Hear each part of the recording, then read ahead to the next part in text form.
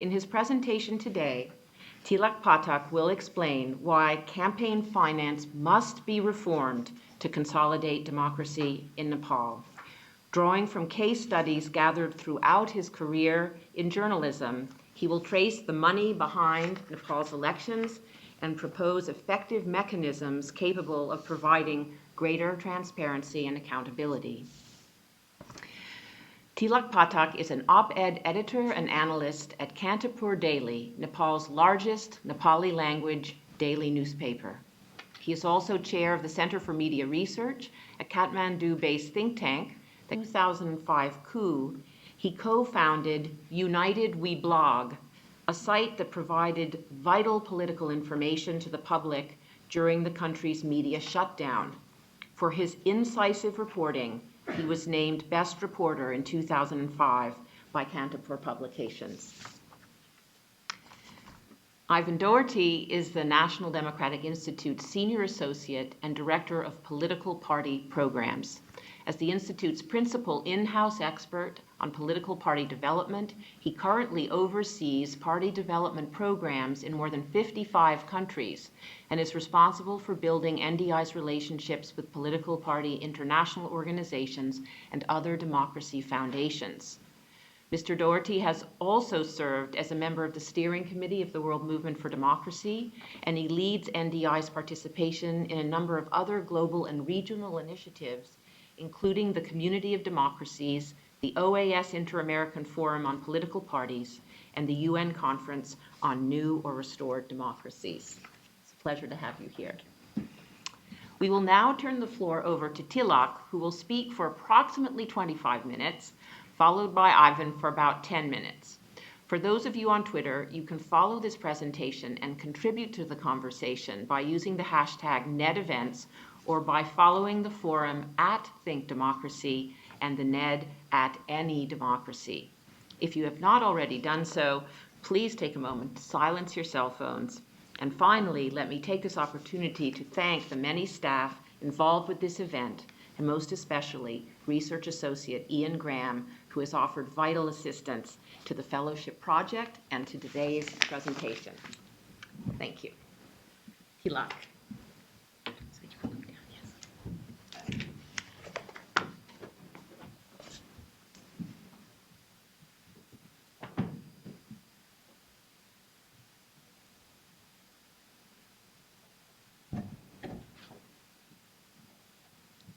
Good afternoon, everyone. Thank you, Sally, for a long and a generous introductions. First of all, I would like to a very special thanks to Dr. Sally Blair, Senior Director, Fellowship Program, and Jersey Spencer's Manager of Fellowship Program, who guide me throughout the research process and constant encouragement during the fellowship period. Similarly, I would like to give special thanks to Carl Gersman, President, National Endowment for Democracy, Mark Platners, Editor, Journal of Democracy, and Chris Walker, Vice President, Research and Studies at National Endowment for Democracy, for their constant encouragement. A very special thanks goes to Ian Graham, Research Associate, who did a wonderful job every day during the fellowship period. Similarly, many thanks to Melisha, Merlina, Megan, Ashley, Emily, Alice, and other NED staffs, and my fellow friends who support and who did for their support and the suggestions. And many thanks to Ivan Doherty, who accepted invitation to be a discussant in today's panel. And a special thanks goes to all of you who come to join in today's discussion despite your busy schedule and cold weather. Consolidating democracy in Nepal through transparent campaign finance. Before to start my presentations, I have some sad news from Nepal today. A man who was a model of transparency and integrity in our political system, former Prime Minister Sushil Koirala, has passed away yesterday. So this is a very shocking news for me and Nepali community. As a journalist and democracy defender, I believe that political parties are the pillars of democracy, and most of you will not disagree with this statement. Behind me here, you can see a picture of a cover story I wrote in Nepal magazine back in August 2004. Just before publishing this article, Nepal Kings reinstated Prime Minister Sher Bahadur Deuba, who had been deposed in 2002. Up until this point, the country's political parties had depended fully on the financial support of businesses. However, since political parties no longer held executive power, businesses stopped funding them in favor of providing the king with support. Even public support for the political parties began to wane given their lack of responsiveness to issues impacting ordinary citizens. An economic crisis and a lack of faith in party democracy had hit Nepal's political parties very hard. The story I wrote in Nepal magazine urged the political parties to initiate urgent reforms to bring about greater financial transparency and make laws providing for public funding for parties so that the reinstated government could develop a system of transparent and accountable governance. Neither the government nor the parties took this matter seriously. My pleas fell on deaf ears, and by February 2005, the king seized executive powers and placed democratically elected leaders under house arrest and jail. At that time, I believed that if the government had acted courageously to reform opaque party and electoral practices, the king would not have been able to usurp power as easily as he had. Since this experience, I have continuously written about political parties, accountability, and transparency issues. So I chose this topic for my fellowship, and I firmly believe that this seemingly dry topic is vital to the destiny of democratic governance in my home country.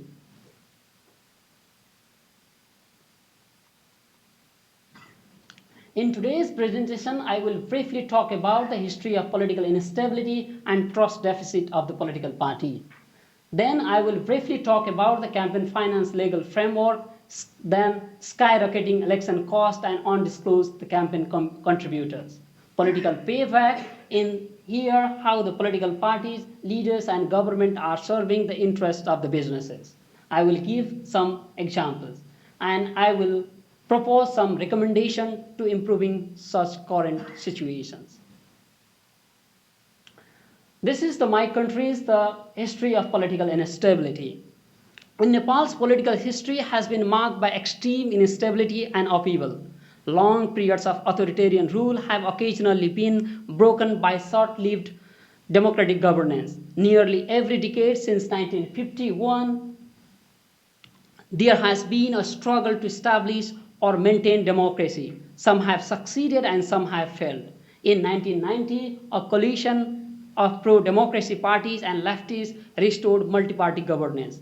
But inter- and intra-party squabbles, neglect of the common people, widening the urban-rural disparity, social discrimination, economic decline, ethno-territorial assertiveness, and malgovernance of the ruling parties provided the structural and proxy causes of the conflict and inspired the Communist Party of Nepal Maoists to launch an armed insurgency in 1996.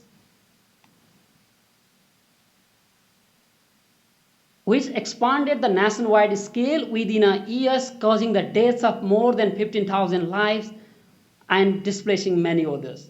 The failure of the political parties to counter the Maoist insurgency enabled the King Gyanendra to seize power from democratic forces in February 2005. The People's Movement of 2006 succeeded in restoring democracy and elections were held in 2008. However, Nepal had to wait all the way until 2015 for the Constituent Assembly to successfully promulgate the Constitution. Here, the survey reports shows that the trust of the political parties has heavily decreased. In September 2006, an ITA, Interdisciplinary Analyst, a Kathmandu-based think tank survey revealed the public trust in political parties was at 56%. But in June 2011, that score fell in 26 and slightly increased in September 2014 while the political parties are engaged writing a constitution. In comparison to other stakeholders, political parties are the least trustworthy of the people, which is not a good sign for a fragile democracy like Nepal.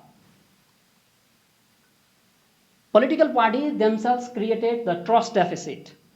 Parties are not transparent and lack of strong campaign finance regulation has encouraged them to operate in an opaque manner. As you can see in this chart, there are no donation limits in election, but there is spending limit which is highly unrealistic. For proportional representation system, candidates there is a $1,000 limit, and for the first past the post system candidates there is $10,000 limit. Much of the promises of the political parties, these regulations have been designed to be broken. Candidates and the parties claim to spend under these limits when submitting their financial documents to Election Commission. However, members of the Election Commission appointed by the government have no mandate or incentive to question such unreliable documents. If you compare in 2008 and 2013, the registered parties, contested parties, and parties in parliament heavily increased, greatly increased. Due to the lack of the threshold, the number of the fringe political parties is increasing, and they are creating the instability for the government. Similar to the parties, there in the next graph, we can see there has a number of the proportional representations and the first past the elections candidates increased. The low financial deposits required to compete in election has encouraged dummy candidates that create a problematic situation for violation of the elections code of conduct and regulations. Elections have become highly expensive with the dubious measures taken to secure funds by political parties and manipulation of electoral outcomes.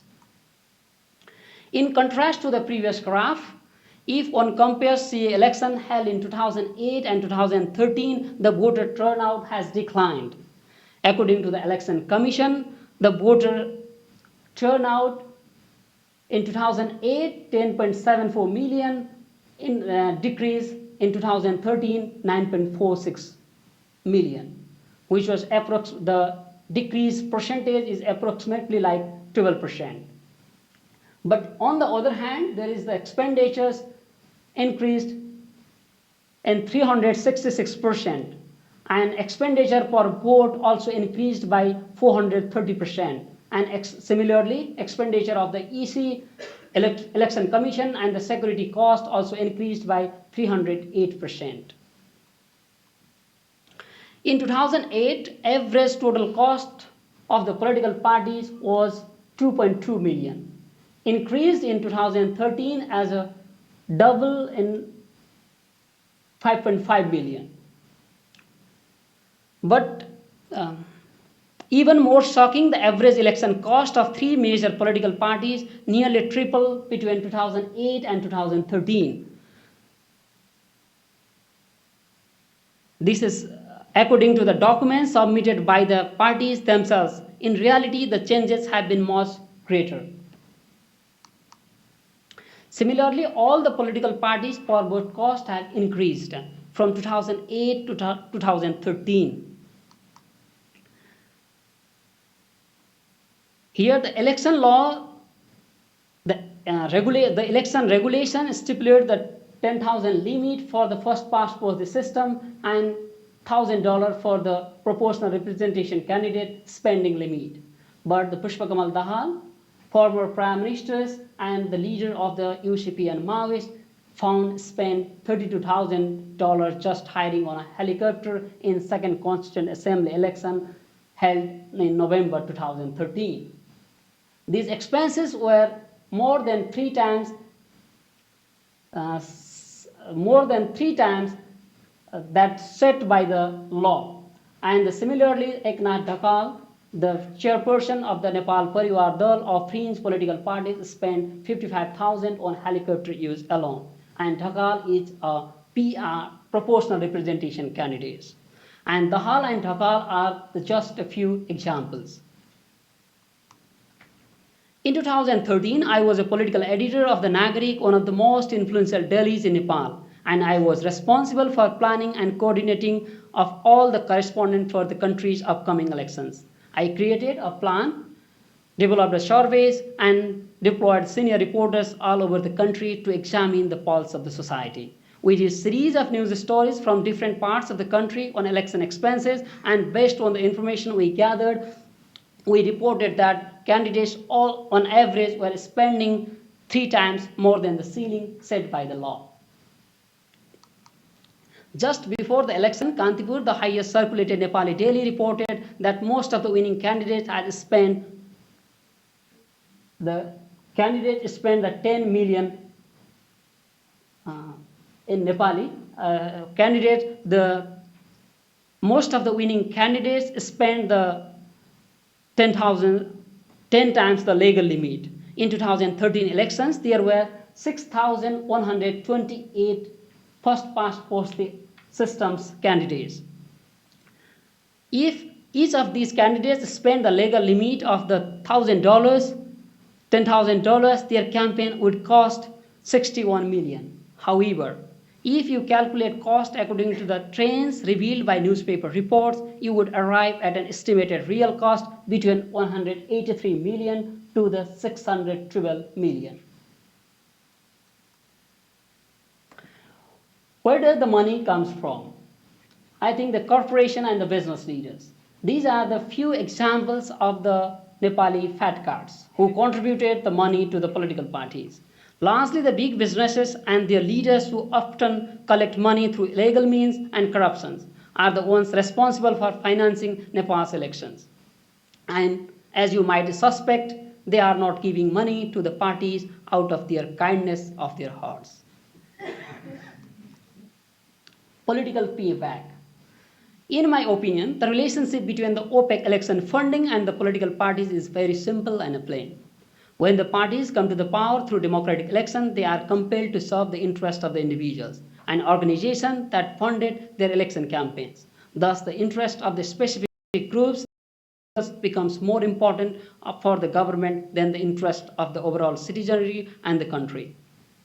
At the last 2 constituent assemblies, at least 50 top businessmen were appointed as the members of the Constituent Assembly. It is a great irony that many such Constituent Assembly members have themselves been involved in big tax evasion cases.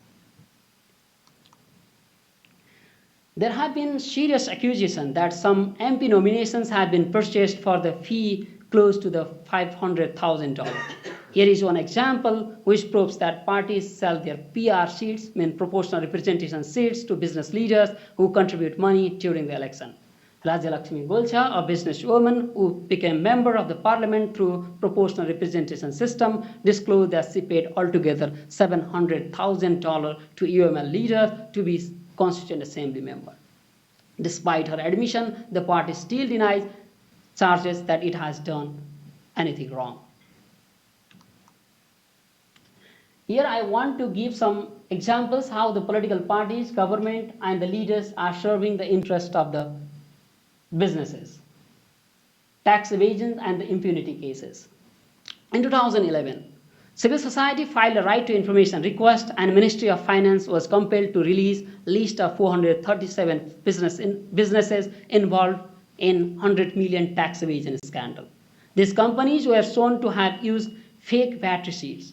This a huge case did not become a subject for discussion in the parliament, and finally those businesses involved in this case received impunity. I want to give some fresh examples. In the first week of January 2016, the Ministry of Federal Affairs and Local Development amended local tax codes because of pressure from the owners of the large businesses. As a result of this amendment, taxes on large businesses decreased 4-fold and taxes on small businesses increased 3-fold. Even the ministry secretary told the media when large businesses tell us they were unable to pay high tax rate, we simply changes the rates. Here is the case 3. Most people in Nepal put up with 16 hours of power outage each day. In July 2015, large businesses lobbied the government to receive 24 hours of uninterrupted electricity. The government and businesses agreed that this would be provided in exchange for a double tariff rate. Because of this decision, ordinary citizens faced even longer power outage. 6 months after the initial deal, the businesses successfully lobbied and government to revoke the double tariff, and they even received the premiums that they had paid up to that point. According to the media reports, Nepal Electricity Authority lost a total of $40 million in the process.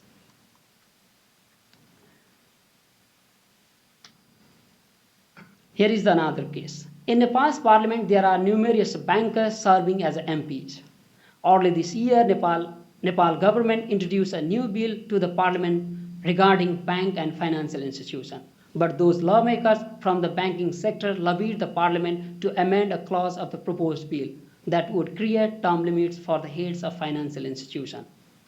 To this day, there is ongoing debate on the issue. And the lack of term limits enables powerful individuals to enrich themselves with public money and obstruct any financial reform.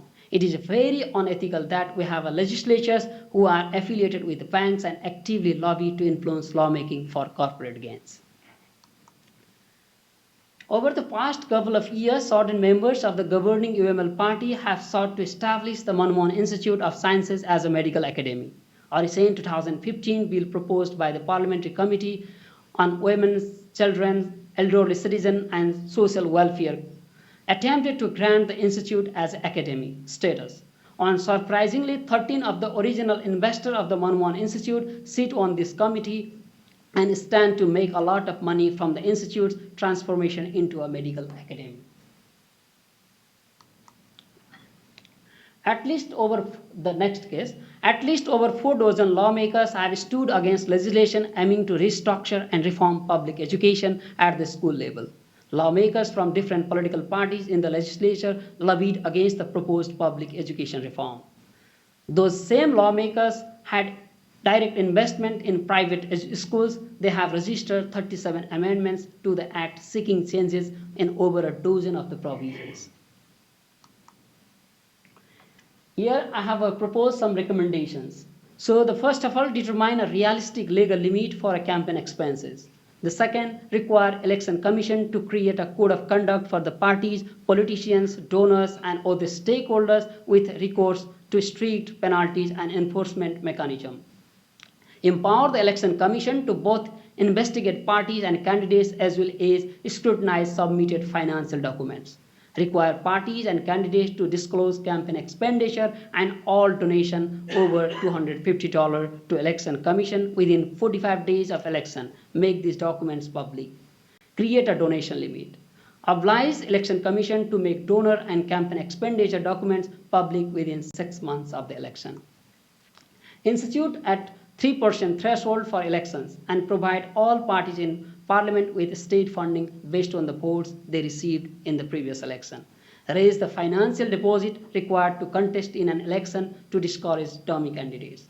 Call on government to effectively regulate political payments from businesses and trade unions. Provide state-funded postage for election literature and free or subsidized broadcasting for all parties represented in Parliament.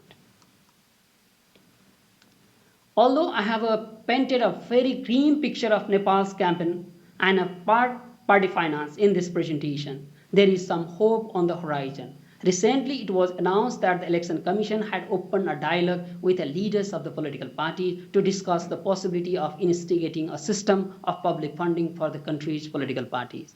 It is my sincere hope that the work I have conducted here at NAID and even before my arrival can contribute to these ongoing discussions and enable the political parties of Nepal to transform into a more transparent and accountable entities capable of finally consolidating democracy. Thank you for kind attention.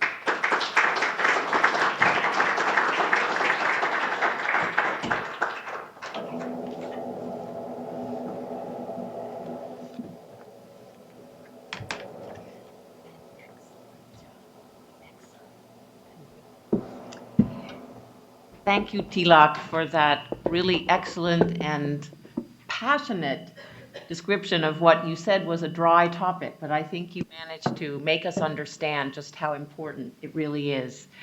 So now I will turn the floor over to Ivan for his comments. Thank you. Thank you very much, and you're all very welcome. Carl, it's good to come every now and again and have an opportunity to talk to my friends here at the NED and at the forum. I want to start by complimenting Tilak. First of all, you have to realize that he's done a lot of research on this, not just Nepal related, but indeed in political finance overall, as the recommendations would show, which I'll come back to. But more importantly, I think he delivered this presentation not in his first language. And that is difficult for any of us, particularly using terminology that we don't use on a day-to-day basis. So I think you've done a really good job. We also know that the paper is much more detailed. You thought the presentation was detailed, but the paper is much more detailed and has a lot of very interesting statistics and interesting information. What I thought I would do, while I just want to talk a little bit about political finance more generally, because Tilak focused, as he was supposed to, on Nepal. And I also, with the caveat that I'm not going to make any pronouncements on the US political finance system, because for me, you know, obviously we respect the First Amendment and how that can be interpreted, but it certainly has a major impact on how politics is conducted in this country and how campaigns are conducted. So in any of the comments I make, I might put the US to one side so that you don't come back and maybe question as to how this would apply. Initially I would say, you know, in recent years, the role of money in politics has become a major issue of concern around the world. It was once dismissed, you know, as an unwarranted preoccupation of a few public-spirited individuals. And that has now grown to a crescendo of public outcry as political scandals and practices are uncovered in country after country. In response, many countries have moved forward with legislative reform. There's greater acceptance now that political finance legislation is critical in order to develop a functioning, confidence-inspiring political finance system. However, it's also clear that even unless it is matched with strong mechanisms for monitoring and enforcement. While some similarities in regulations exist, the political landscape in most countries is very different, and therefore each country's approach is influenced by the practices that have been established over many years. The scope of the regulations concerning political finance and the methods of their enforcement depend on the detail in the legislative framework and the powers of oversight and investigation. Regulations that are vague prove impossible to enforce and further undermine public confidence.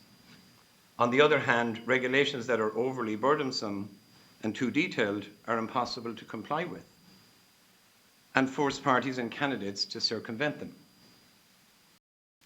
In attempting to strike a balance between ambivalent and detailed regulations, however, compromises reached often impinge on the enforcement, the single most important component of any political finance regulations.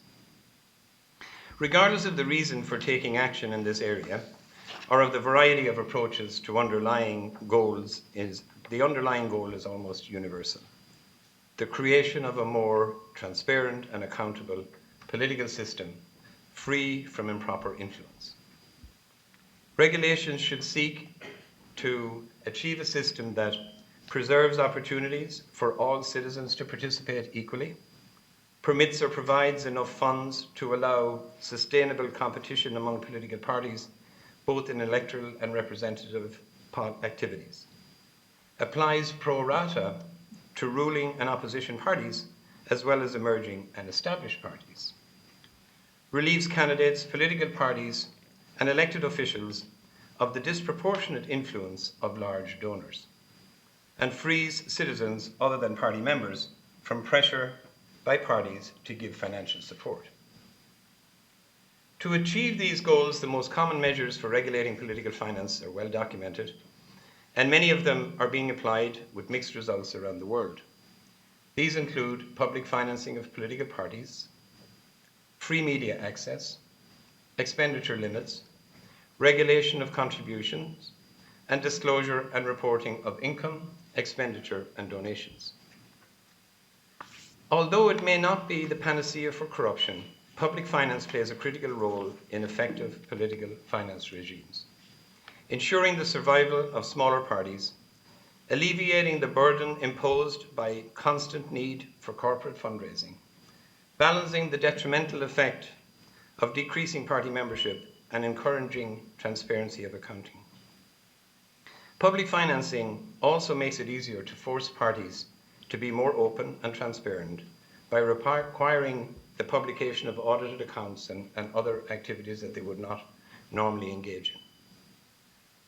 Many countries have independent media with relatively equitable exposure of all political parties and candidates.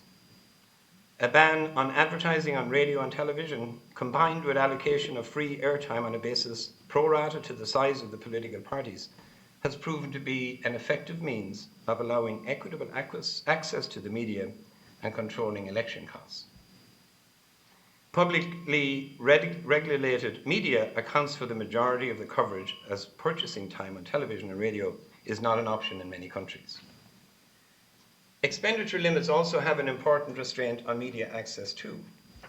In early years, where political party broadcasts were made available to parties, the broadcast involved a party leader or a candidate sitting in front of a camera and simply delivering a message which would be repeated on all of the occasions that they had access to those broadcasts.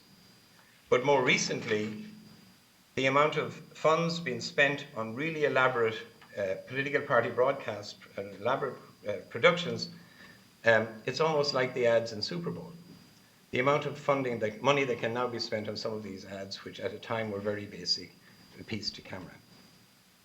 On expenditure limits, regulations limiting expenditure are among the most important mechanisms in reducing the incentive to raise large amounts of funds and levelling the playing field for those smaller and less influential parties. If there is a finite amount of money that can be spent by a party or by candidates, and if the amount is set at a realistic figure, then the competition for financial support from large corporate donors is reduced. Of course, these limits can only be effective if the system of reporting and monitoring is sound and if the regulating body has sufficient authority to enforce those regulations. Regulations and contributions can have both a negative and positive effect. Limiting the amount that an individual or corporation can contribute to a party or candidate goes a long way towards diluting the influence of large corporations and wealthy donors. It also forces political parties to broaden their fundraising base by seeking smaller donations from a larger number of citizens. The measures encourage greater grassroots participation in the political process, and to some extent, the election of more representative political officials, and stymies the unhealthy advantage given to parties and candidates who command big donor support or unscrupulously peddle influence, as Tilak has already referenced in Nepal. And finally, I would say the question of monitoring and enforcement. As I said at the outset, you can have all the regulations in the world, but if there isn't a firm process of both monitoring and enforcing those regulations, it's defeated. Legislation on political finance can only be as strong as its monitoring and enforcing mechanisms. And monitoring and enforcement mechanisms can only be as strong as the resources and the capacity allow.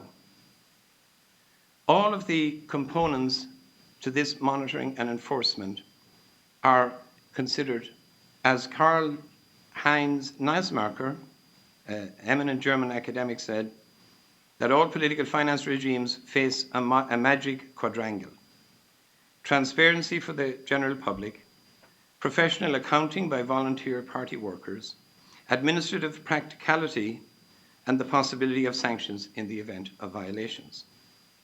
Explicit procedures for enforcement and oversight are necessary to ensure proper follow-through on legislative intent. So to sum up, because I can see from the corner of my eye that the moderator has an eye on the clock. A system should be fair and balanced. It should incentivize parties to be more transparent. It should be properly monitored and enforced, and the consequences for breaches should really make a difference. Thank you. Thank you very much. Well, I think we've had two very clear presentations on what is usually a very difficult and murky topic. So we do have some time for question and answer and discussion. If you could identify yourself when you ask your question. We have microphones that will come your way. So if I might see if anyone would like to ask the first question. Yes, right here in the front. This gentleman. My name is Sharad Gimire. I'm a graduate student at American University. My question to Tilak Pathak ji. One of the reasons that usually discuss about like why political parties in countries like Nepal are intransparent, because they are emerged out of some mass movement, political, social movements, and they have huge pool of political activists, party workers. Therefore, like leaders or party leaders, they have to pay these party workers so that they are required for like elections or some activism. And do you think such, or like as an alternative, there are some initiatives going on in case of Nepal, like there are some proposal of like building Naya Shakti, alternative power.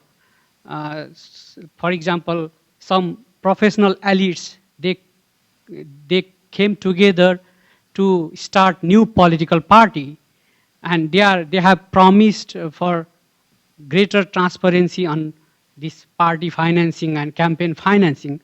Like, are you hopeful from such new kind of experiment going on from these Naya Shakti or alternative political party movements?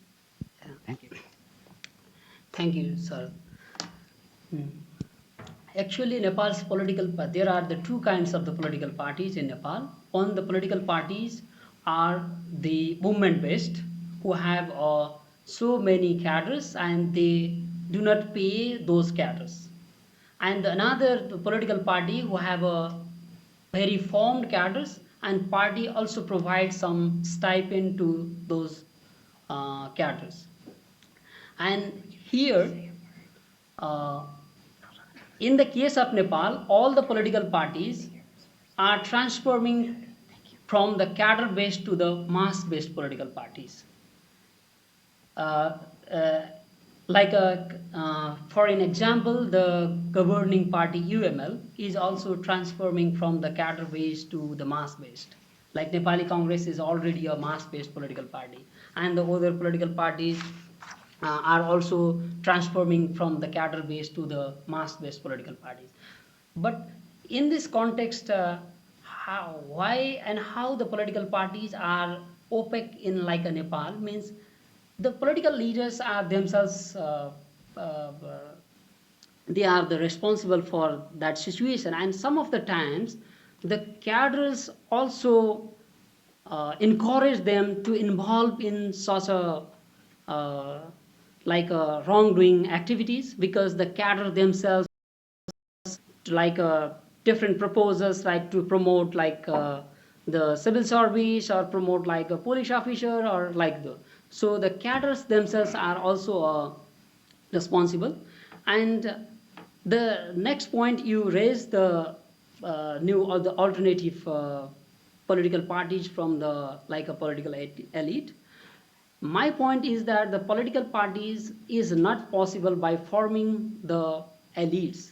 The political parties should come from the grassroots levels, and that political parties only sustains. If you look in the 1990s time, then some of the bureaucrats already established a political parties, but how they got the vote, what numbers, just in 100 numbers. So, and the next thing, you are raising such questions like former Prime Minister Baburam Bhattarai, who is forming a new alternative forces in recently. But look at the political party is talking about the political transparency, but the amount, their expenditure themselves is opaque. So I'm not hopeful from such movements, but we have to make more responsible to the democratically credentialed political parties. Thank you. Thank you. Ivan, would you like to say a word about paid Well, activists and cadres versus volunteers in yeah, political sure. parties? Well, I mean, what I would say, first of all, I mean, the nature of political parties has changed dramatically, even in the last 15, 20 years. Um, for those of you who don't know, I'm a former Secretary General of what is now the largest party in Ireland. And at a time, parties depended totally on volunteer membership. You had a small group of professional staff. Everything else was volunteers who had day jobs, and therefore what they did it was something that they did out of a passion. That's changed quite a bit now. It's changed also in terms of you don't need the mass membership of parties that you needed in the past because you have technology, you have mass media. People are much more informed now, even without ever having to go and take part in a party activity. And unfortunately, it's always been the case here. I'm always struck by the fact that the parties here are much more campaign vehicles. They're candidate driven. And if I want to be a candidate, I hire my campaign organizer, my grassroots organizer, my pollster, and I gather everyone around. So it's a much more professional, and everybody is paid. But still, in the vast majority of countries where we work, parties depend on a volunteer membership, and you have to win their hearts and minds so that they're your spokespersons on the ground, not because you're paying them, but because they believe in what your party stands for or what you're promoting in terms of a platform or policy. Thank you, Ivan. Yes, this gentleman here, and then Mark Plattner and Carl. Hi, my name is Mahendra Pandey, and I am also from Nepal, but I work here. One of the non-profit organization is called Humanity United. My question is for both of you. Uh, just you presented that financial transparency of political party of Nepal. My question is the transparency and accountability, like that major concern is not only that political party, and also major concern goes with the political leaders, like if they run the campaigns, if they like run their party or offices, how what are the like their income source, where money they get from, like it's related with the like their campaigns and their political party. Like most of the political leaders in Nepal's, that all public and also in media personnel, they ask like questions how they get money to flying helicopters and like organize meeting in five-star hotels and like spending money not only election times, like during the whole their lifestyle. Like if we compare general public lifestyle and political party leaders lifestyle, is totally different. They organize program in five-star hotel, they always charter helicopters, and that also another important part when we talk about the like election transparency. Okay, thank you. So your question is, how do the leaders get all of this money, not just the parties? Yes. Okay. Would you like to answer this? We'll take one question at a time, I think. Yeah, here I'm not talking only the political parties, the political leaders also. And so therefore, those political parties and those leaders are taking the money from the businesses and the corporations. So I recommend that the political parties should be a state funding. And uh, if the state fund goes to operate those political parties, they are not compelled to join the hands with those businesses. Well, I mean, just briefly, go back to some of the things we said at the outset. If you have a limit on expenditure in campaigns, it determines what needs to be raised. If you have much more publication of contributions, if I contribute to a party, I should be open about it unless I have some other agenda where I'm trying to buy in. So it's a series of regulations, as Tilak has referred to in his recommendations. It doesn't address it overall because at the end of the day, you have to have a proper system of following this, of reporting, and then have consequences, have something that makes a difference if you're going to be in breach of it. not just a fine, because it's worth it if you're going to have a majority in Parliament. So there's no easy answer, but at the end of the day, if you cannot spend it, then you don't need to raise it. Mark Plattner? Yes, Mark Plattner, Journal of Democracy. I realize this is a very complicated topic, as Ivan has indicated. I really want to ask both of you, presumably with all the new democracies that have emerged in the past couple of decades, there have been all kinds of experiments tried in different countries. And I'm wondering, are there any particular examples, whether globally or within your region, Tilak, that are taken to be effective, that have provided models for other countries? Is there some general agreement about which systems have worked well and which ones have worked poorly? Good. I'll ask Tilak to start and to say, have you found any models in other countries that you think are good ones? Actually, during my fellowship period, I look the South Asian countries, and among that regions, then some of the countries have a state funding, like Bhutan and the Sri Lanka. But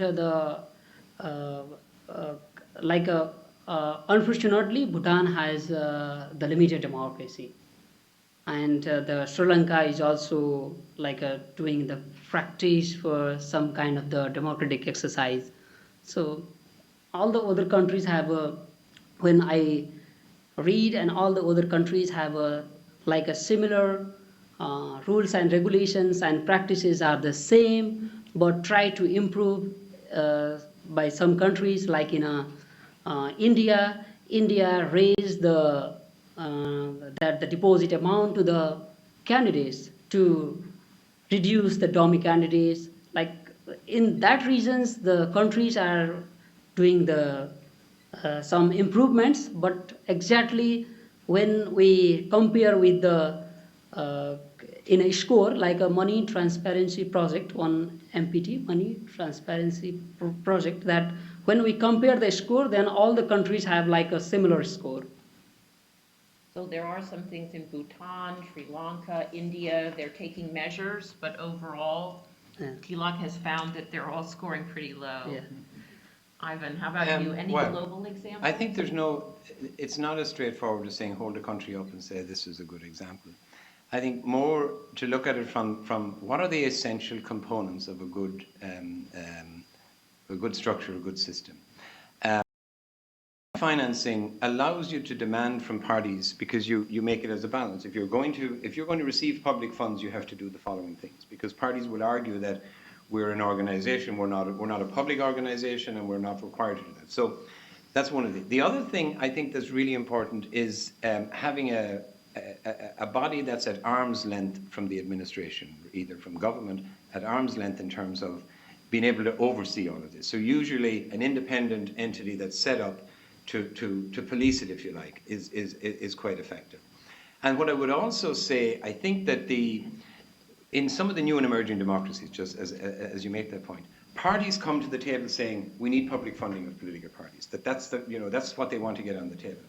But it's far more of a mix. So in return for that, you have to do the following things.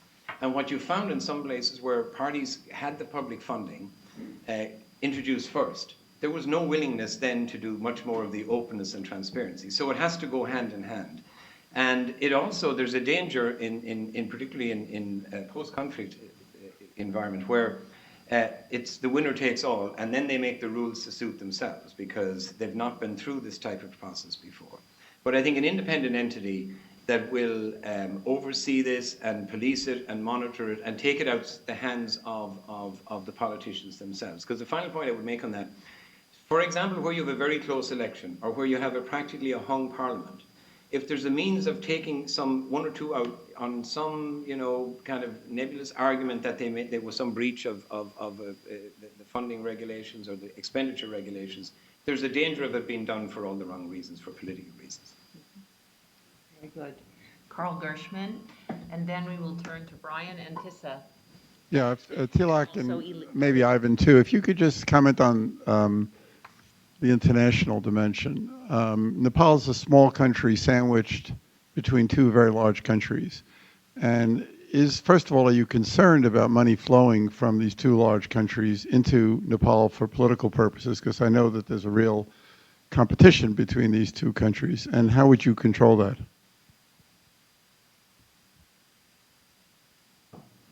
Like a flow from the neighboring countries. So I think it is very unable to trace the flow from the neighboring countries.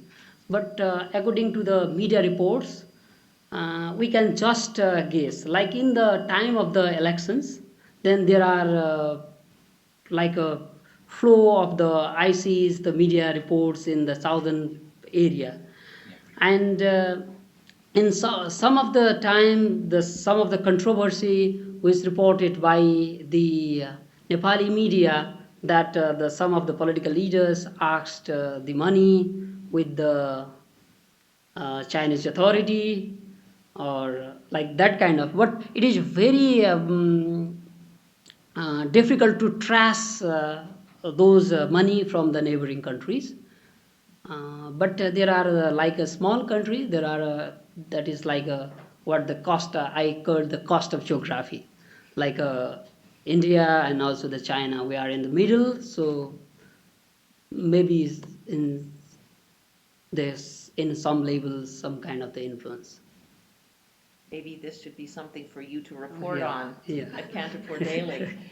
I would just say briefly, it's not unusual, it's not surprising that many, many countries have as part of their regulations that parties cannot accept funding from outside the country for that very reason. And when I was on a visa here in the United States, I could get invited to fundraisers, but I couldn't contribute.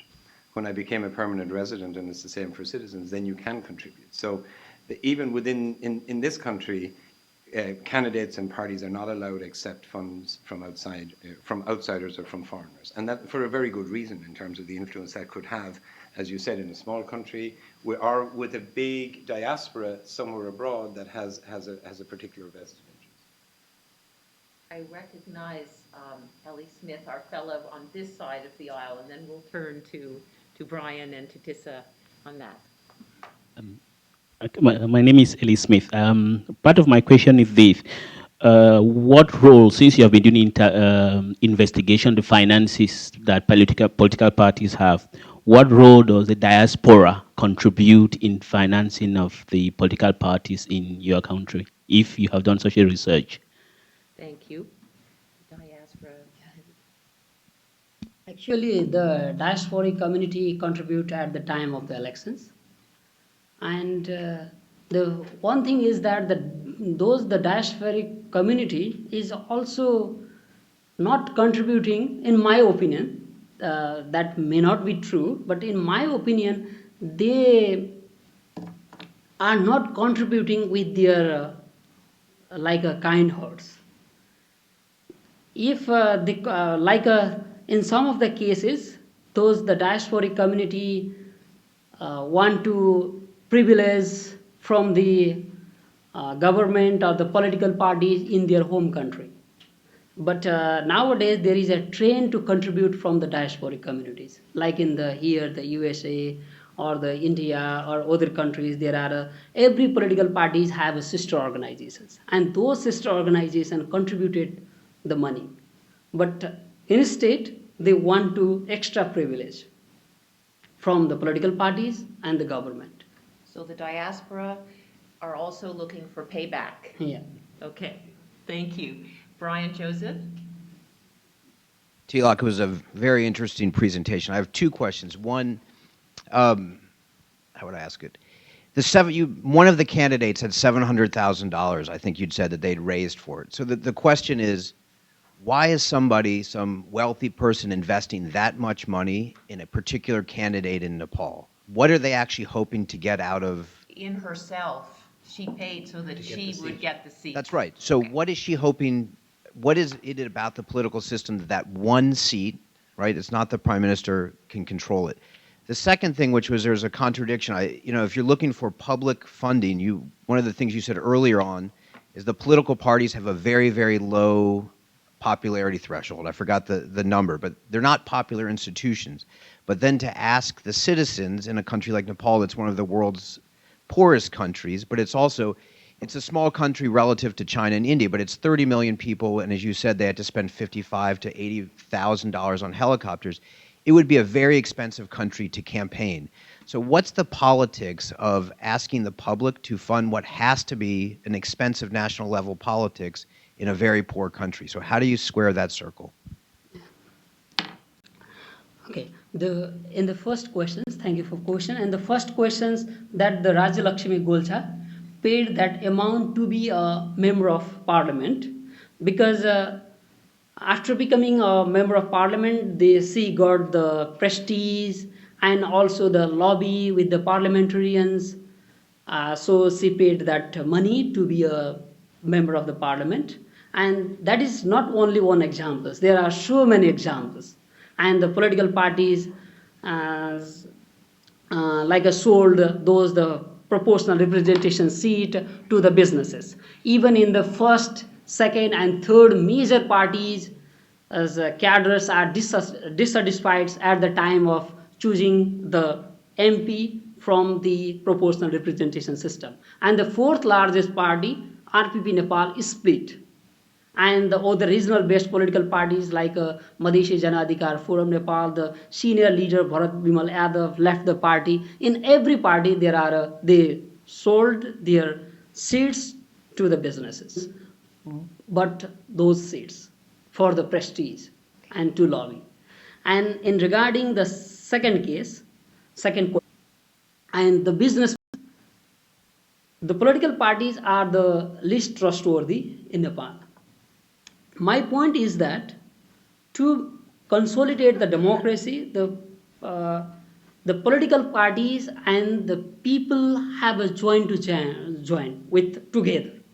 So for that reason, if I'm not proposing the state funding, I'm proposing the donation limits.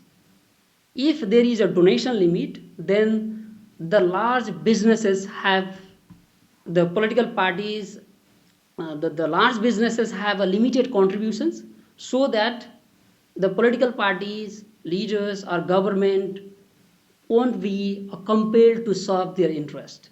So in such a case, my recommendation is that the state or the public or people contribute to the political parties, and they themselves to make the accountable to the political parties towards the people, not for the businesses.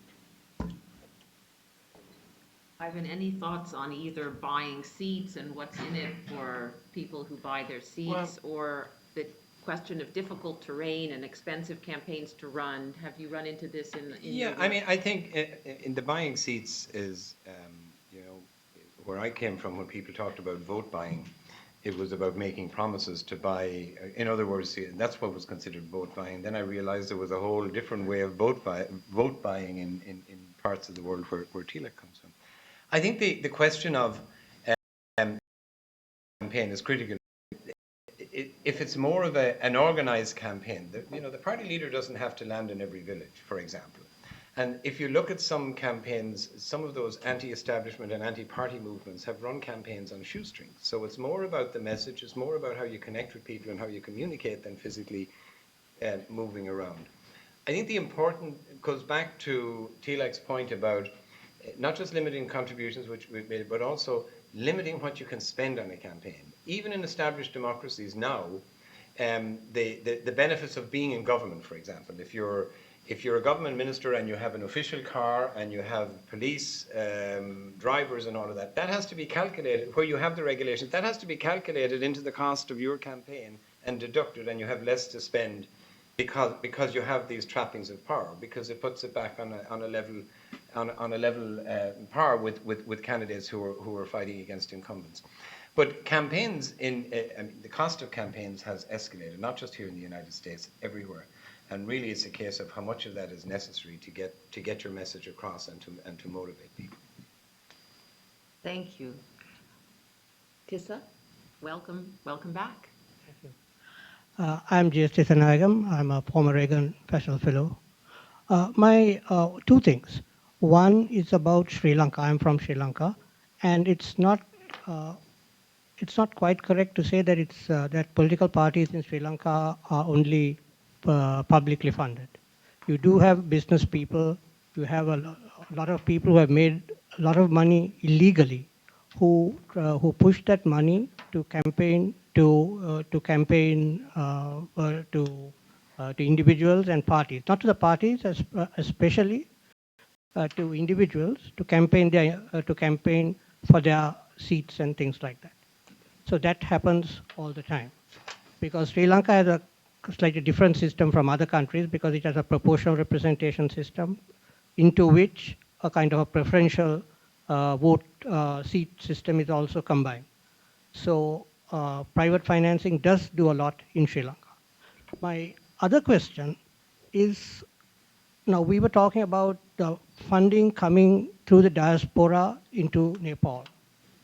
Also about how larger countries around Nepal could influence the vote in Nepal. I want to speak about something slightly different also coming from the international community. Now, talking once again about Sri Lanka, which is a small country in South Asia, we know that some of the embassies that are in Sri Lanka have financed unofficially and illegally certain political parties, which brings about corruption that you can't possibly, I mean, it's very difficult to quantify how much of money has gone into these campaigns, and especially to individual people. So, and I don't know whether that's there in Nepal as well, but I would like something, if you could talk about Nepal and also generally how you could counter this sort of corruption, I would be happy. Thank you very much. So Tilak, do you find in Nepal that embassies from foreign countries are funneling money to parties and influencing the vote? Because Tissa was saying that this does happen in Sri Lanka, as well as private financing and corrupt business financing in Sri Lanka as well.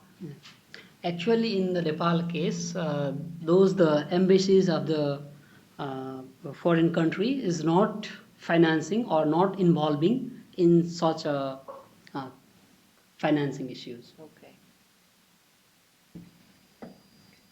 Yes, Susan. Susan Albert.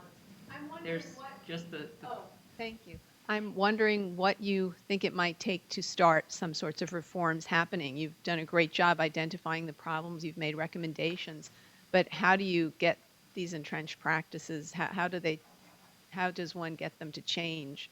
And are there, cases, international cases that are applicable of how you get people to actually vote in these changes?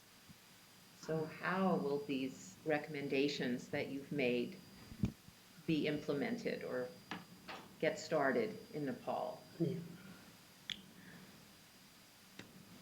Actually, in the Nepal's case, now the election commission is also proposing or open the dialogue to the political parties for a party funding.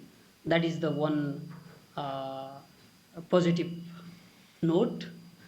And the next thing is that, and the independent media, like I present here from the media reports, so the independent media is pushing to reform to the political parties.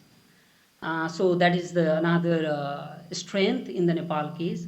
And also the civil society is questioning. In some of the times, when there is an authoritarian rule, then in the case of Nepal, civil society support to the political parties and they are very strong. But when the political parties came in the power and then civil society just become a silent, and that is the job of the political parties. And due to that, the civil society is silenced, and the strong civil society and those civil society is questioning to the political parties to make more accountable, to more transparent. So I hope there is possible. And the next thing is the continuity. I give an example. I wrote that story in 2004, but now the election commission has opened in some of the cases opened such proposals. But now the political parties and election commission are talking on these issues. So I think we have to advocate continuously. Ivan, any thoughts? Well, I would just add brief, if the Election Commission in Nepal are now opening discussions about public funding of political parties, I would hope they add the whole other list of requirements of parties as part of that discussion, because once you get into the public financing of parties, it's very hard to bring the other areas of reform in. I just give one quick example. We've had public funding of political parties in Ireland for a number of years. It wasn't there when I was there, sadly, but it's been there since. But in the most recent administration, because they're in the middle of an election now, they introduced legislation that said any party that didn't have 30% of their candidates as women in this coming election would lose 50% of their public finances in the next session of Parliament. There's not one party that doesn't have 30% candidates in this election. And in fact, in the next election, it will go to 40%. So it just it kind of underlines the point that that's one way of getting parties to sit up and take notice. Now, the Irish system, it's a multi-seat districts and multi-candidates, so we won't get into that. But at the end of the day, any party that when the candidates are totted up when all the candidates are nominated, if 30% are not women, then they lose 50% of their state funding, which is quite considerable for the next 5 years. And the next election, it has to be 40%. So that's an example of using public financing to get at other requirements of a party, including, as we said earlier, transparency and more public accounting. Yes, one more question here. May I just see if any rounds there? Anyone else had a question? We have 2 more questions. Okay. Why don't we just allow everyone to ask their questions, and then we'll answer at the end. So thank please. you. My name is Kim. I'm a Humphrey Fellow at the University of Maryland. Welcome. I'm also from Nepal. Welcome. My question is based on his recommendations. He mentioned the state funding is going on, the dialogues are going on there. My question is, what is our priority or best option? Is it state funding to the party system or parties or transparency of the party system? That's the budgeting system. What is our priority? My follow-up question is this is, you mentioned in your recommendation they can allow the subsidized time for media. In this situation, there are some state-owned media also, but there are more private channels and private medias. Mm-hmm. How can we manage such kind of thing? Because that's the private owned, and that's the free media. They can do their own way. Okay, That's thank you fine. Thank very you. much. So we have several hands, so I think we'll just take them all, and then we'll see if there's some overlap. So behind you there is, oh, actually, this lady right in front first. Thank you. Hi, thank you. I'm Madeline from IFAS, and certainly our program in Nepal, a huge part of it has been around campaign finance reform, so it's been really great to hear you talk, Tilak. I was just wondering, it's my understanding that most of the campaign finance regulations in Nepal come from the candidate code of conduct that the ECN writes every year, in addition to the political party law. But I was wondering if you thought that, and maybe Ivan could provide some international experience as well, if it would be helpful or even politically possible to put more regulations through the parliament to pass new laws, or the ECN could do it through the code of conduct for the candidates. Okay, thank you very much. And gentleman behind, and then last question over here. Yeah, I'm Phoenix Laughlin with the major program here. Somewhat related to that, I was just curious if the new constitution has any provisions that affect campaign finance either directly or indirectly. Okay, new constitution. And last question. Here, yes, sir.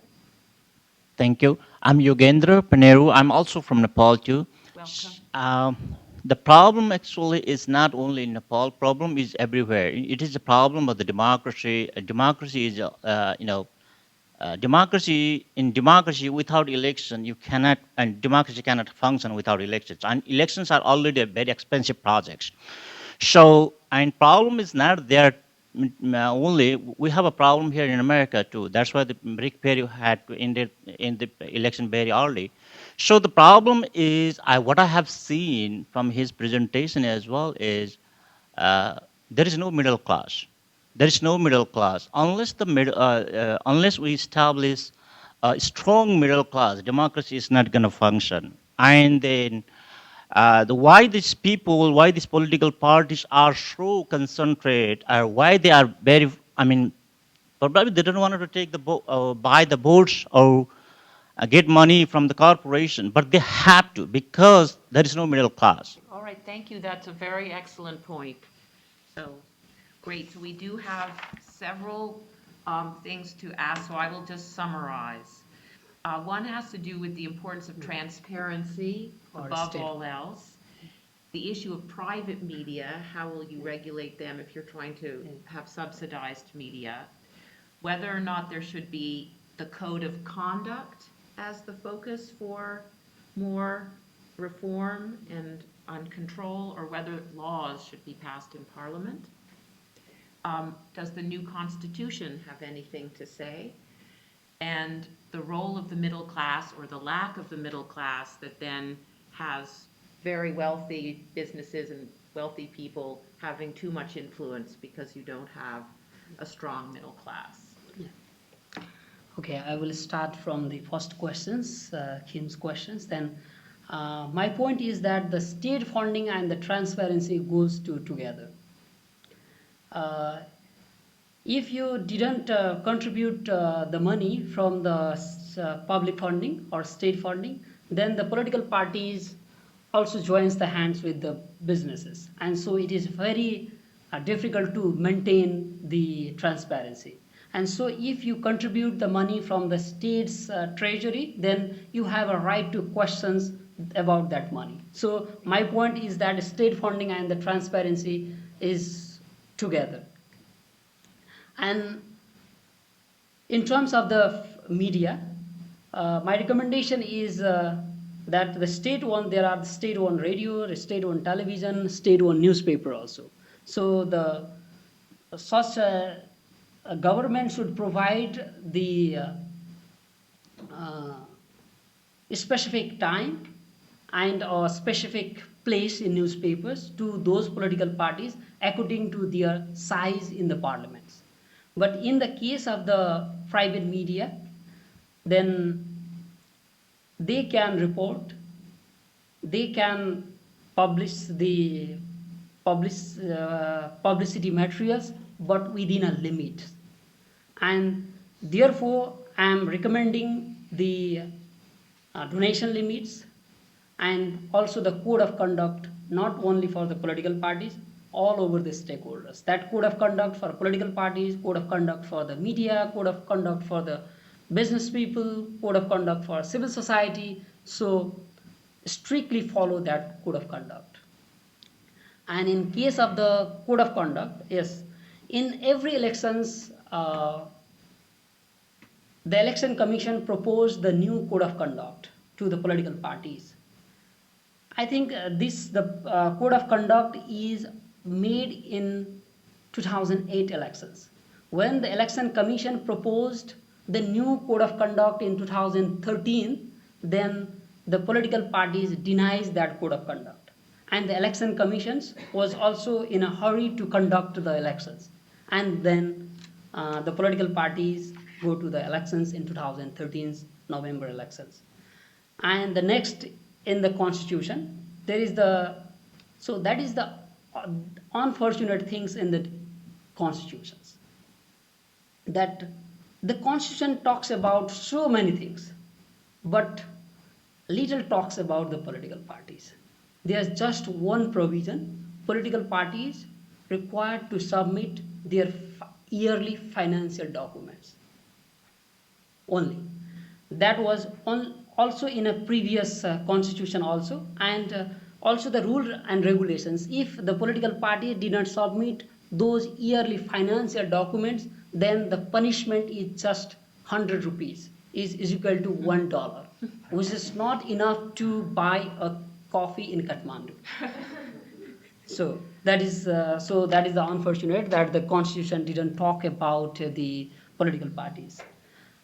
And the next question is about the middle class.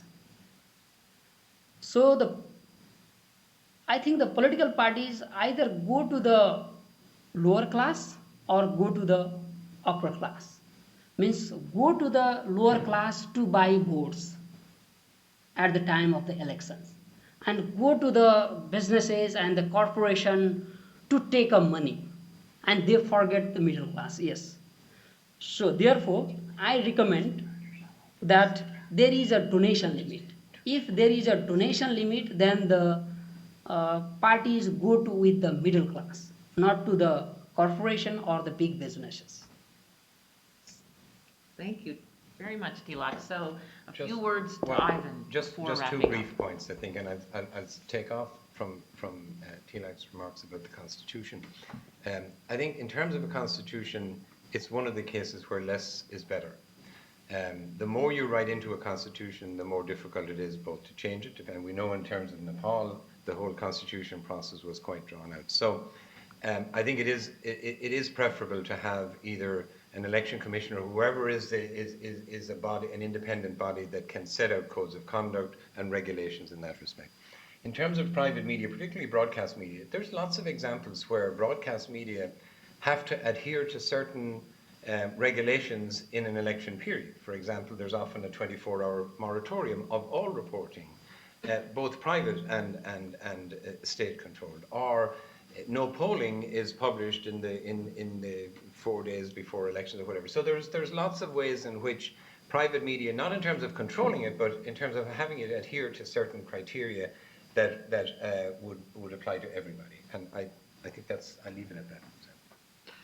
Ivan, thank you very much. I just want to say this has been an excellent discussion.